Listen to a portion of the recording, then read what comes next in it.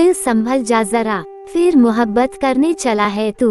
गाने की आवाज से रूपाली अपना फोन उठाने के लिए रसोई से भागी, जो ड्राइंग रूम में पड़ा ये गाना गा रहा था। नंबर पर नजर पड़ते ही उसका दिल जोर जोर से धड़कने लगा। नाम फ्लैश नहीं हो रहा था, पर जो नंबर चमक रहा था वो उसे अच्छी तरह याद था। वह नंबर तो शायद वह सपने में भी न भूल पाए। रोहन अपने कमरे से चिल्ला रहा था, मॉम आपका फोन बज रहा है। रूपाली ने झटके से फोन उठाया। एक नजर उसने कमरे में टीवी देखने में व्यस्त ऋषि पर डाली और दूसरी नजर रोहन पर, जो अपने कमरे में पढ़ रहा था। वह फोन उठाकर बाहर बालकनी की ओर बढ़ गई। हेलो, हाय, क्या हाल है? अब ठीक हूँ, उधर से आवाज आई। क्यों, क्या हुआ? बस तुम्हारी आवाज सुन ली। बंदे का दिन अच्छा हो गया। अच्छा, तो ये बात है। अच्छा बताओ फोन क्यों किया? आज मेरी याद कैसे आ गई? तुम अच्छे से जानते हो आज शनिवार है। ऋषि और रोहन दोनों घर पर होते हैं, ऐसे में बात करना मुश्किल होता है। रूपाली जल्दी जल्दी कह रही थी। मैंने तो बस ये बताने के लिए फोन किया कि अब मुझसे ज्यादा सब्र नहीं होता। मैं अगले हफ्ते दिल्ली आ रहा हूँ तुमसे मिलने। प्लीज तुम किसी होटल में मेरे लिए कमरा बुक करवा दो जहाँ बस तुम हो और मैं और हो तन्हाई। सिद्धार्थ ने अपना दिल खोलकर रख दिया। होटल? न बाबा न, मैं होटल में मिलने नहीं आऊंगी। तो फिर हम कहाँ मिलेंगे? मैं 1500 किलोमीटर मुंबई से दिल्ली सिर्फ तुम्हें मिलने आ रहा हूँ, और एक तुम हो जो होटल तक नहीं आ सकती। रूपाली बातों में खोई हुई थी। उसे एहसास ही न हुआ कि कब रोहन अपने कमरे से निकलकर बाहर बालकनी में उसके पीछे आ खड़ा हो गया था। रोहन पर नजर पड़ते ही रूपाली ने कहा, अच्छा मैं बाद में बात करती हूँ, और फिर फोन काट दिया। किसका फोन था मॉम? रोहन ने पूछा। वो मेरी फ्रेंड का फोन था। कह वह फोन लेकर रसोई में चली गई और सब्जी काटने लगी। वैसे तो वह रसोई में काम कर रही थी, पर दिलो दिमाग मुंबई में सिद्धार्थ के पास पहुंच चुका था। दिल जोर जोर से धड़क रहा था, बस एक मिलने की आस में। वह पिछले 8 सालों से चल रही थी। अब समझ नहीं पा रही थी कि कहाँ, कब और कैसे मिलेगी। जिंदगी में कब कोई आ जाए, इंसान जान ही नहीं पाता। कोई दिल के इतने करीब पहुंच जाता है कि बाकी सबसे दूर हो जाता है। यूं तो रूपाली की जिंदगी में कोई कमी न थी। प्यार करने वाला पति ऋषि था, होशियार और समझदार। 16 साल का बेटा रोहन था, पर फिर सिद्धार्थ ऑनलाइन फ्रेंड बनकर उसकी जिंदगी में आ गया था, और फिर सब उलट पुलट हो गया था। वह बेटे और पति से छिप छिप कर कंप्यूटर से बहुत मेल और चैट करती थी, और फोन भी बहुत करती थी। उसकी जिंदगी का हर खुशी गम तब तक अधूरा होता जब तक वह उसे सिद्धार्थ से बांट न लेती। दोस्ती एक जुनून बन गई थी। उससे एक दिन भी बिना बात किए न रहती थी। रोज बात करना दोनों की दिनचर्या का अभिन्न अंग था। ऐसा ही कुछ हाल सिद्धार्थ का भी था। यूं तो रूपाली पति के ऑफिस और बेटे के स्कूल जाने के बाद बात करती थी, फिर भी रोहन गूगल की हिस्ट्री में जाकर कई बार पूछता था कि मम्मी ये सिद्धार्थ कौन है, और वह कुछ जवाब नहीं दे पाती थी, सिवाय इसके कि पता नहीं। रोहन को कुछ कुछ अंदाजा होता जा रहा था कि मम्मी कुछ ऐसा कर रही हैं जिसे वे छिपा रही हैं। कई बार गुस्से और आक्रोश में वह अपनी परेशानी का इजहार भी करता, पर ज्यादा कुछ कह न पाता। अब रूपाली क्या करेगी? सिद्धार्थ से मिलने की तमन्ना को दबा लेगी या फिर होटल जाएगी उससे मिलने? यही सब सोच सोच कर वह परेशान थी। फिर अचानक उसने अपना मन बना दिया और सिद्धार्थ को फोन मिला लिया। सिद्धार्थ, मैं पहले ही जिंदगी में काफी डर डर कर तुमसे बात करती हूँ। मैं अब इस डर के साथ और नहीं जीना चाहती। मेरे मन में कोई खोट नहीं है, और न ही तुम्हारे मन में।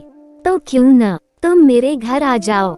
मैं तुमसे मिलने होटल नहीं आ पाऊंगी, और न ही मैं तुमसे मिलने का मौका गंवाना चाहती हूँ। रूपाली की बात सुनकर सिद्धार्थ हड़बड़ा गया। पागल हो गई हो क्या? तुम्हारा पति और रोहन क्या कहेंगे? नहीं, ये ठीक नहीं होगा। क्या ठीक नहीं होगा? क्या यह मेरा घर नहीं है जहाँ मैं किसी को अपनी मर्जी से बुला सकूं? मेरे मन में कोई खोट नहीं है। मैंने तुमसे दोस्ती की तो क्या गलत किया? और अगर ऋषि रोहन कोई परेशानी है तो ठीक है, हम इस चैप्टर को अभी हमेशा के लिए बंद कर देते हैं।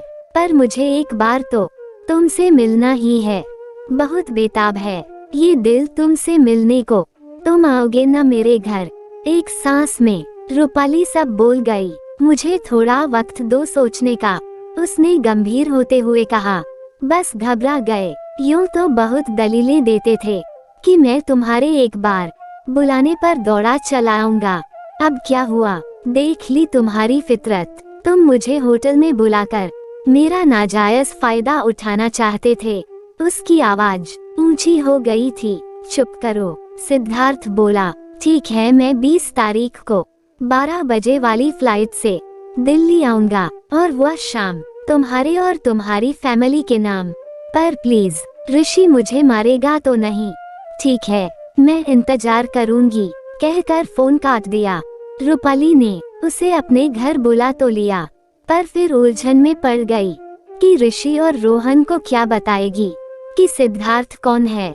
ऋषि तो फिर भी समझ जाएगा, पर न जाने रोहन कैसे रिएक्ट करेगा। उसकी क्या इज्जत रह जाएगी। उसके सामने इंतजार के 7 दिन एक इम्तिहान की तरह गुजरे, जिनमें पल पल वह अपने निर्णय पर अफसोस करती रही, पछताती रही। रूपाली के अंदर चल रहे तूफान की बाहर किसी को भनक न थी। इन 7 दिनों में मिलने की दिली चाहत को दिमाग में चल रहे प्रश्न अब क्या होगा ने दबा दिया था। अब रूपाली को मिलने की तीव्र इच्छा से ज्यादा इस बात की टेंशन थी कि 20 तारीख को वह ऐसा क्या करे ताकि सब अच्छी तरह से निबट जाए। सुबह उठती तो इसी आस के साथ कि काश 20 तारीख को ऋषि और रोहन अपने दोस्तों से मिलने चले जाएं और वह सिद्धार्थ से बिना टेंशन के मिल सके। पर अक्सर लोग जो सोचते हैं वो होता नहीं। उन दोनों का भी ऐसा कोई प्रोग्राम नहीं बना। आखिरकार 20 तारीख आ ही गई। इस दौरान वह सिद्धार्थ से कोई बात न कर पाए। सारी रात करवटें बदलते बदलते निकाल दी उसने कि कल का दिन न जाने क्या तूफान लेकर आएगा। उसकी जिंदगी में कई मर्तबा उसने अपने आप को कोसा भी कि क्यों ऐसा निर्णय लिया, पर तीर कमान से निकल चुका था। ये भी नहीं कह सकती थी कि वह न आए। न जाने किस रोग और विश्वास में बहकर उसने सिद्धार्थ को इतनी दूर से बुला लिया था। घर में शांति थी, सब अपने अपने काम में लगे थे। तूफान से पहले ऐसा ही सन्नाटा होता है। ठीक 3 बजे सिद्धार्थ का फोन आ गया। मैं एयरपोर्ट पहुंच चुका हूँ। रूपाली का दिल जोर जोर से धड़कने लगा, आंखें खुशी से चमकने लगीं और चेहरा उत्तेजना से लाल हो गया। एक बार फिर सोच लो, कहीं और मिल लेते हैं, सिद्धार्थ ने घबराते हुए पूछा। नहीं, अब जो होगा देखा जाएगा, मैं पीछे नहीं हटूंगी, कह उसने उसे मेट्रो से घर आने का रास्ता बताया और फिर फोन काट दिया। अब मारे घबराहट के उसके हाथ पैर फूलने लगे थे। ऋषि और रोहन अपने अपने कमरे में थे। अचानक घंटी बजी। धड़कते दिल से उसने दरवाजा खोला तो एक स्मार्ट, आकर्षक, लंबा, सावला 38 वर्षीय युवक उसके सामने खड़ा था, जिसे देख उसका मुंह खुला का खुला रह गया। वही चिरपरिचित हाय सुनकर वह चहक उठी और फिर अपने सूखे गले से धीरे से कहा, हाय, आओ अंदर आओ। डरते डरते सिद्धार्थ ने अंदर कदम रखा तो झट से रोहन अपने कमरे से बाहर ड्राइंग रूम में आ गया। बेटा, ये सिद्धार्थ अंकल हैं। रूपाली के मुंह से सिद्धार्थ नाम बड़ी मुश्किल से निकला, जिसे सुनकर रोहन थोड़ा सक पका गया और फिर अपना गुस्सा छिपाता जल्दी से नमस्ते करके अपने कमरे में चला गया। अपनी बेचैनी, घबराहट को छिपाते रूपाली ने हल्की मुस्कान से सिद्धार्थ को देखा और सोफे पर बैठने को कहा। ऋषि के कमरे में कोई हलचल नहीं थी। वहाँ रोज की तरह टीवी चल रहा था। ऋषि टीवी के सामने बैठे थे। वो कमरे में गई और बोली, कोई आया है। कौन? सिद्धार्थ। सिद्धार्थ कौन?